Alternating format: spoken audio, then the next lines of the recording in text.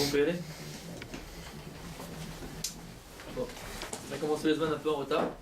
Il y a besoin d'Hachem. Yeshua Hachem Kerefaim. La Yeshua d'Akadosh Bourou, la délivrance d'Akadosh Bourou dans tous les cas de figure, dans tous les domaines de la vie, c'est comme un clin d'œil. Pourquoi c'est comme ça, Pourquoi c'est comme ça? D'abord, parce que Bémet c'est un clin d'œil. Quand Akadosh Bourou il amène les Yeshua, il fait un clin d'œil. T'inquiète pas, je suis là. Ouais. Ça c'est premièrement. C'est vrai. Cool. Et deuxièmement, c'est aussi rapide que ça. C'est aussi rapide qu'un clin d'œil. Là, tu t'en rends pas compte, d'accord? Si je te dis que tu as cligné de l'œil, est-ce que tu te rends compte que tu te rends pas compte? C'est une habitude, c'est habituel. De la même manière, la Yeshua d'Akadosh Bourou, la délivrance d'Akadosh Bourou, elle vient sans que tu t'en rendes compte. Au moment d'Afka propice où tu t'en attends le moins d'Afka. Comme à la fin des temps, comme c'était en Yetzer Mitzrayim, à chaque Géoula qu'il y a eu, Pitom, ça sera Pitom.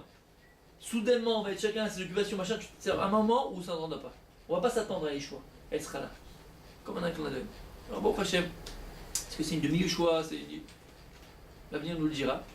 Après ça, Hachem, on a 2 semaines pour prier. Bémet, je pensais pas revenir ici. Je pensais revenir ici. Bémet, non plus. On espérait. C'est pour ça que je t'ai dit, Rabbi Michel, il y a plein d'endroits qui m'ont dit, viens, tu peux faire le collège, tu peux faire le collège. Et je sais pas, j'attendais quoi. J'attendais une Yeshua. Bémet, j'attendais Yeshua. Je sais pas comment quoi, mais j'attendais Yeshua. Bon. On a 15 jours pour que les gens ils fassent la paix, que Kadosh beaucoup Bémet ils fassent en sorte dans leur cœur. Qui me vraiment la paix, qu'on puisse rester ici, si c'est le Makom qui est Matimanou, alors reste ici, qu'on puisse agrandir, qu'on puisse agrandir mieux, parce qu'il y a encore plus d'élèves, qu'on puisse grandir ensemble dans ta chaîne. On a 15 jours pour se renforcer, et dans ces 15 jours-là, peut-être quoi, que nous-mêmes il faut qu'on se renforce. C'est-à-dire que le limoud soit plus intense,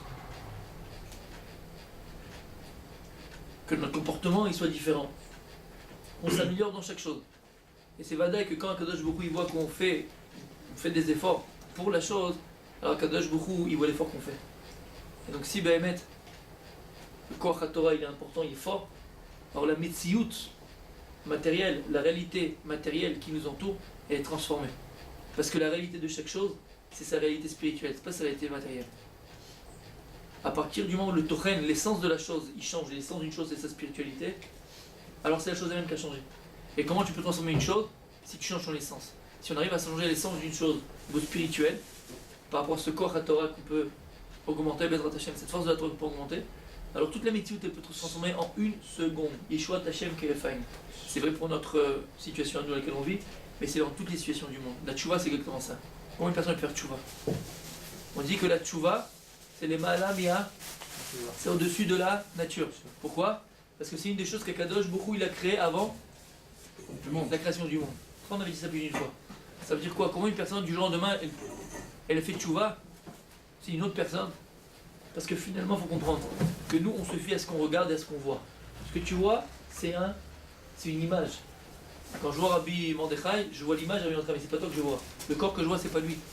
Qui on est véritablement c'est son essence. L'essence d'une personne c'est sa spiritualité, son corps spirituel, sa force spirituelle. Là tu vois c'est pareil. Comment une personne elle peut être transformée? Comment une personne par la tchouva, elle devient, comme on dit, un bébé qui vient de naître, c'est une nouvelle naissance. Parce que finalement, quand une personne, elle prend conscience, qu'elle doit améliorer ses actes et qu'elle doit prendre un autre chemin dans la vie, c'est pas simplement, tu dis, mais c'est le même corps qu'en face de moi, c'est la même personne, et rien n'a changé. Au contraire, c'est une autre personne. Pourquoi? Parce qu'ici, la personne a réussi par son ratson, par sa volonté profonde et amitite et véritable, de changer son tochen. Elle a réussi à changer son essence. À partir du moment où tu changes l'essence d'une chose, il n'y a plus de limite. Puisque le spirituel, il est illimité. Le spirituel, il n'est pas limité, d'accord? Donc finalement, la chose, elle prend de la forme spirituelle que tu lui donneras. Le corps sera toujours le même. Au niveau de l'âme, au niveau de l'être, c'est un être différent. Pourquoi? Parce que le niveau spirituel, tu as une infinité de possibilités de créer. Puisqu'il est infini. Donc finalement, par la tchouva, une personne elle est transformée. Et donc sa réalité, sa métiout, sa réalité, elle est complètement nouvelle. C'est une nouvelle réalité. Quand une personne, elle comprend. Que le tochen, que l'intériorité de chaque chose, l'essence de quelque chose, c'est une essence spirituelle, à partir de ce moment-là, la personne, elle devient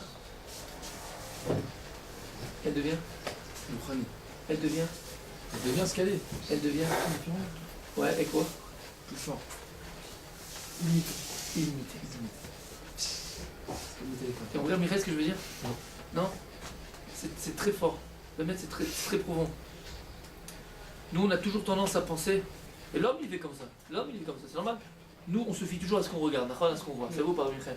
Nous, on se fie à ce qu'on voit. Moi, ce que je vois, c'est un Rabbi Michael. Je vois des pieds, je vois des mains, je vois une belle petite tête, mignonne. Ouais, mignon, champion du monde. C'est vous ou pas? Michael, qu'est-ce que je vois devant moi? Qu'est-ce que tu vois là? Tu vois moi. Et tu te fies à quoi? Est-ce que tu vois à mes bras qui bougent, à mes doigts qui bougent, à ce que je te dis? D'accord? Tu te fies à ce que tu vois. Et nous, on pense, écoutez bien, nous on pense que la Metsiout, la réalité, ma réalité, voilà, ma réalité par exemple, tu me regardes à moi, donc la réalité que tu vois, c'est ce que tu vois là. Ma réalité, c'est ce que tu vois de moi. C'est vrai ou pas? Vous voyez ce que je veux dire, Michael, tu comprends? C'est-à-dire que si je te regarde, moi je pense que ta réalité, c'est celle que je vois. C'est je te vois là, c'est ta réalité. Sheker gas, c'est ce qu'il avait dit au début, le Messie Tchèque, vous vous rappelez? Sheker. Sur la mazé, c'est Sheker, voilà ma Sheker, le chef des Shikra. C'est le monde du mensonge. Ce que je vois là de toi, je vois rien de toi. Je vois juste une image. Mais c'est pas toi que je vois. Parce qu'il faut comprendre que le Tochen, encore une fois, l'essence de chaque chose, c'est son essence spirituelle. Donc finalement, ça je le vois pas. Ton essence spirituelle, tu peux me la dévoiler. Comment je peux arriver à savoir qui tu es, Béhémet, quand ton essence? Comment je peux savoir? Toi, tu vas te sortir. Comment? Non, vas-y, dis-le. Non, ouais, c'est vrai. Il a fait. Ça rejoint ça exactement. Et c'est quoi ça? C'est quoi? Dans les actes. C'est finalement, ton tochen, ton essence, je peux pas le connaître, je peux pas le voir. Je peux pas voir le tochen de Rabbi Yechiel, c'est impossible. Ton essence, je peux la connaître. Tu peux me la dévoiler. Comment tu me la dévoiles? Par rapport à tes actes. Sur qui tu es. Comme tu as très bien dit en Megmara, c'est Afumot, ton exemple il est magnifique. Tu reconnais une personne par rapport à Kaaso, quand il s'énerve. Quand je le voyais, regarde, c'était un petit bien, il est propre. Belle chemise blanche, beau petit pantalon, petite veste sympathique, petite cravate, coupe rasée tranquille, propre, il est propre. Mais ça veut rien dire, ça, c'est rien ça. Mais c'est Sheker, faux, il n'y a rien, je sais pas qui tu es. Quand est-ce que je vais apprendre à le connaître? Par exemple, l'Akbar El Louis Mamitsia, Kaaso, quand une personne elle s'énerve. Il sort vraiment qui il est là, vas-y. Et il insulte, et les mots beaux qu'il faut, on y va, ça, une bête féroce. On avait fait une dracha au Shana de l'année dernière, rappelez, Khatam Sofer. Rappelez la dracha de Khatam Sofer? Extraordinaire. Khatam Sofer, il fait une dracha, on avait fait ça là, au Shana extraordinaire, magnifique. Mais Kitsu, on va pas faire tout entier, mais il dit Khatam Sofer. On dit dans la tfila de Yom Kippour, si je ne me trompe pas, on dit un Itola d'Eloïch.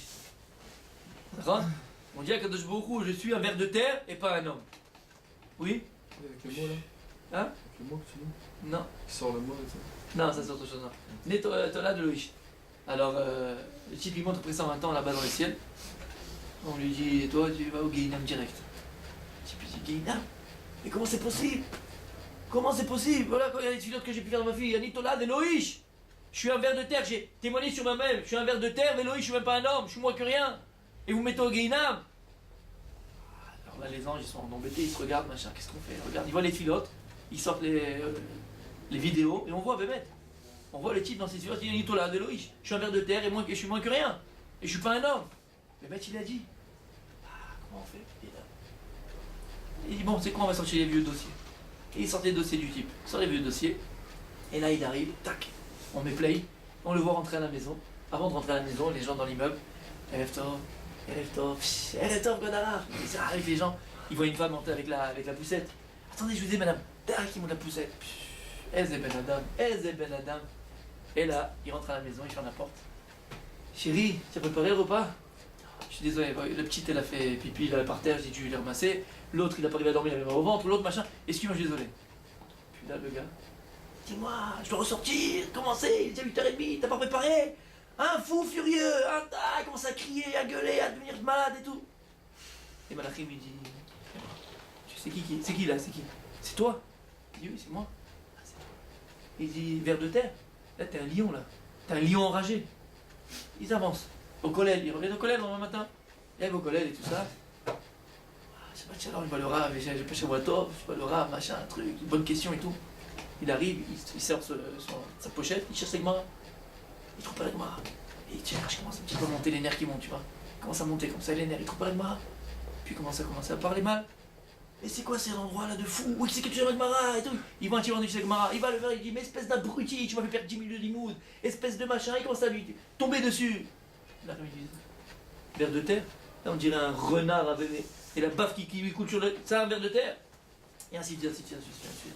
Dire Khatam Sofer passe en même temps, on dirait une personne. On dit Tola de Loïch, je suis un ver de terre et pas un homme. On lui montrera, voilà, ici t'étais un lion féroce, là t'étais un renard, là t'étais un requin, et ainsi de suite, ainsi de suite, ainsi de suite. Stable. On dit des choses des fois qu'on comprend même pas et qu'on n'applique même pas. Et donc un homme, comme tu as dit Rabbi Michael, quand est-ce que je vais apprendre à savoir quel est ton tochan amiti, qui tu es véritablement dans tes actes, on a dit dans ton casse, ou par exemple, koso, kiso, dans ta poche, comment tu comment on appelle ça? Non, ta relation, bien fait mode. Ta relation avec l'argent. Ta relation avec l'argent. Comment tu réagis avec l'argent? Il manque 10 shekels. On dit pourquoi Kadosh Baruch Hu, il a donné autant à Yov. Et Yov, il a eu toutes les souffrances du monde, d'accord? Mais après, il a tout reçu encore plus. On dit pourquoi Kadosh Baruch Hu, il a béni, il a tellement été Mevarech et Yov. Qu'est-ce qu'il dit les Chazal? Shem Mevater al Mamono. C'est quoi Mevater al Mamono? Il est là, ma Colette, on te dit 29,90. Donnez 30. Regarde-moi, on est là, comme ce que tu veux. Il a les taxis, c'était 25 sur 80. C'est bon, vas-y, il paye 26. Mais va terre à mamono. C'était pas Makpi sur son mamono.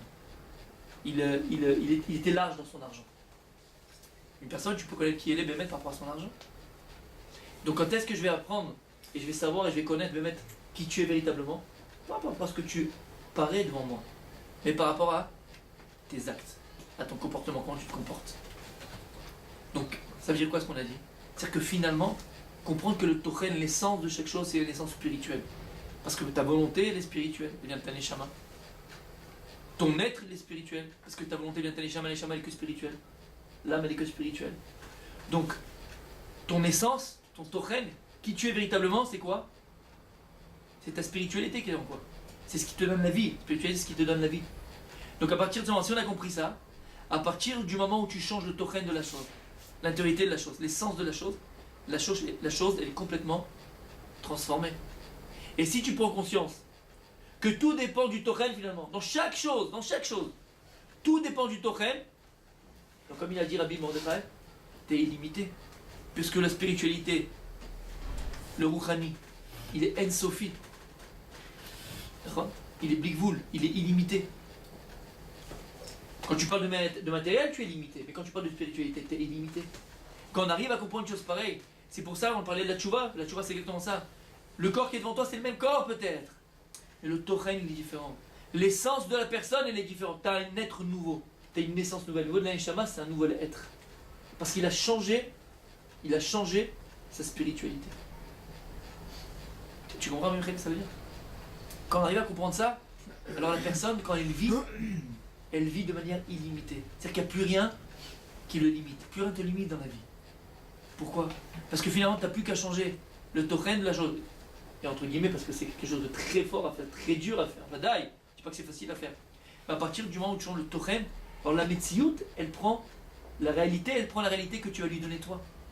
Si tu arrives, par ton koach, par ton ratson, par ta force, par ta volonté profonde et véritable, à changer la chose, mais changer la chose au niveau spirituel, à transformer une chose de manière spirituelle, c'est la metsiout que tu arrives à changer, c'est la réalité de la chose que tu arrives à changer. Et donc tu peux arriver à changer des réalités tout au long de ta vie. Le kibla pas de parnassa, il peut changer du jour au lendemain. Comment? Si tu arrives à changer, pas la siba, pas la cause matérielle de la chose, mais si tu arrives à changer la cause spirituelle de la chose. Pourquoi je dis ça? Vous vous rappelez, j'ai dit ça souvent. Il dit au Rav Dessler que Kadosh Baruch Hu, il n'a pas décrété sur beaucoup de personnes à être pauvres. Il y a des gens que l'insayon de leur vie, c'est être pauvre. C'est un insayon, comme être riche, comme être malade à Shemishman, comme il lui manque une jambe, comme, je sais pas, toutes les choses de la vie qui font qu'il y a des gens, chacun a son insayon, d'accord? Et bien la pauvreté, c'est partie des insayon de la vie. Mais il dit, c'est une partie infime de la population, à qui Kadosh Baruch Hu, des gens, à qui Kadosh Baruch Hu, Bémet, c'est son tikkun. C'est son insayon, c'est son épreuve de la vie. Mais c'est une petite portion, c'est une petite minime, comme les riches. Combien il y a de riches dans la population mondiale? 1% peut-être. Mais c'est un insayon, des fois. Vous voyez ce que ça veut dire?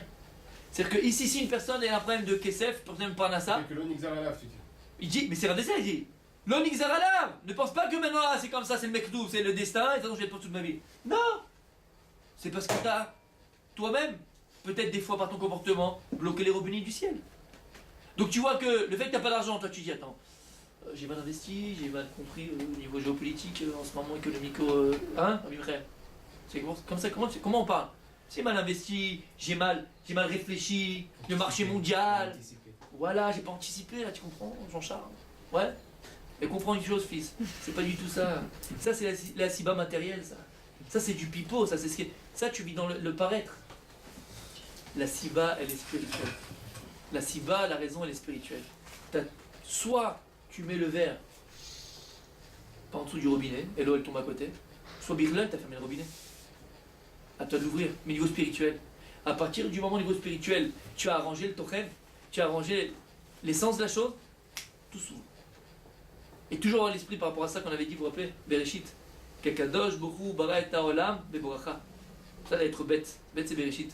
C'est-à-dire que Akadosh Borou, quand il a créé le monde, il a créé un monde Bevorach, il a créé un monde béni dans son essence. L'homme, il sort de la bracha. Après, c'est les galères. Mais le monde, il est béni. Akadosh Borou, il a créé un monde, Adam Rishon, il était béni le monde. Adam Rishon, il est sorti de la bracha d'Hachem, par la faute. Et très souvent, c'est les comportements qu'on a eus, ou des fautes qu'on a pu commettre, ou des erreurs qu'on a pu avoir, qui font que, voilà, la cause. La véritable cause, elle est là. C'est pas parce que tu as mal investi, tu n'as pas assez réfléchi, ou tu n'as pas... Non, la cause, elle est spirituelle. Mais pourquoi je vous dis ça? Parce que si on arrive à comprendre cette chose-là, c'est quelque chose de très très très puissant, même de très puissant. C'est pour ça qu'il y a des gens qui sont capables, des rabbins qui ont été capables de ramener des gens très très très loin de la Torah, mais qui étaient à 10 milieux sur les mers de la Torah. Des gens trop loin, pourquoi?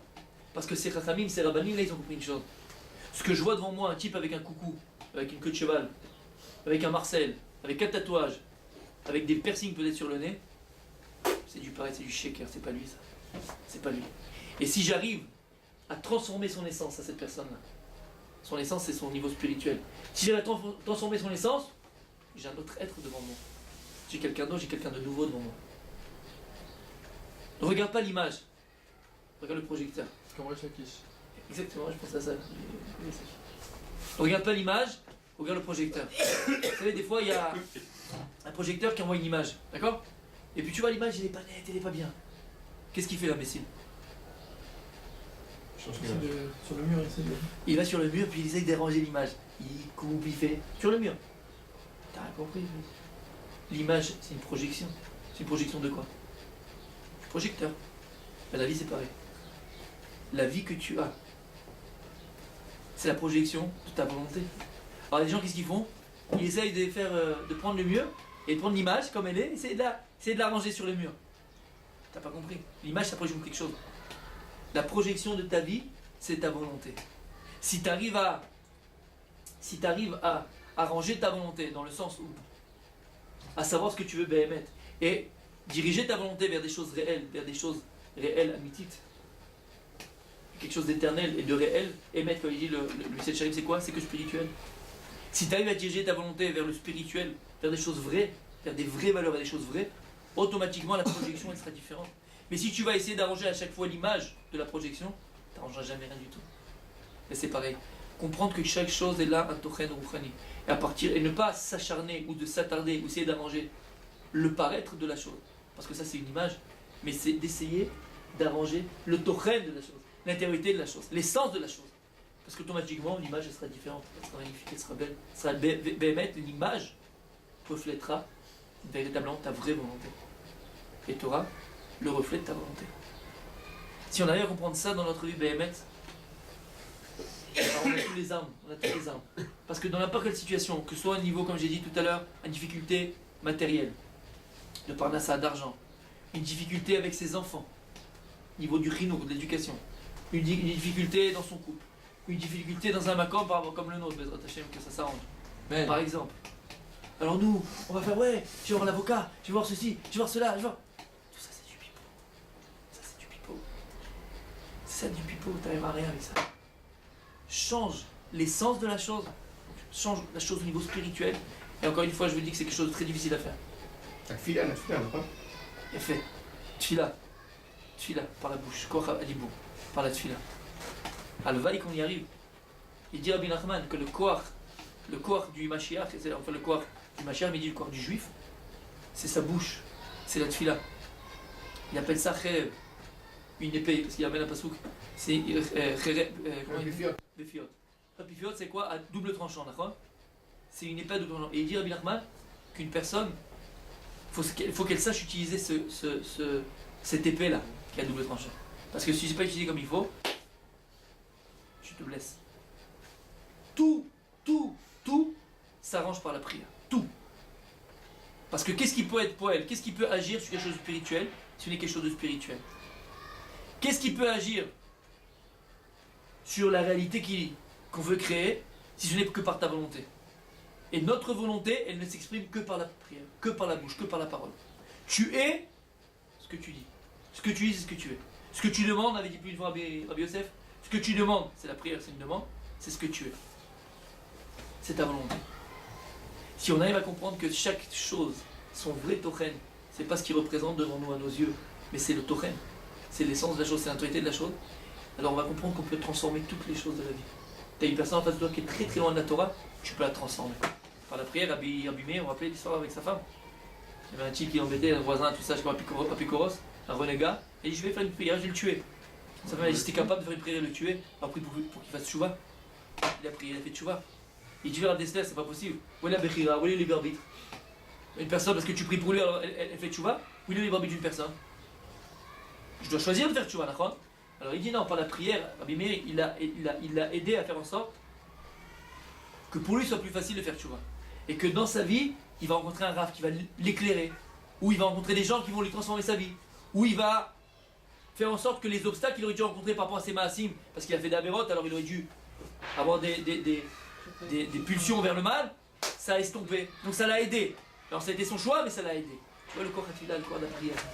Par la prière, c'est le seul moyen que tu puisses changer une médecine, une réalité. Parce que par la prière, tu exprimes ta volonté, et ta volonté, c'est bien ta neshama, qui est plus spirituelle, et donc tu vas arriver à créer, à transformer une autre réalité qui est elle aussi spirituelle.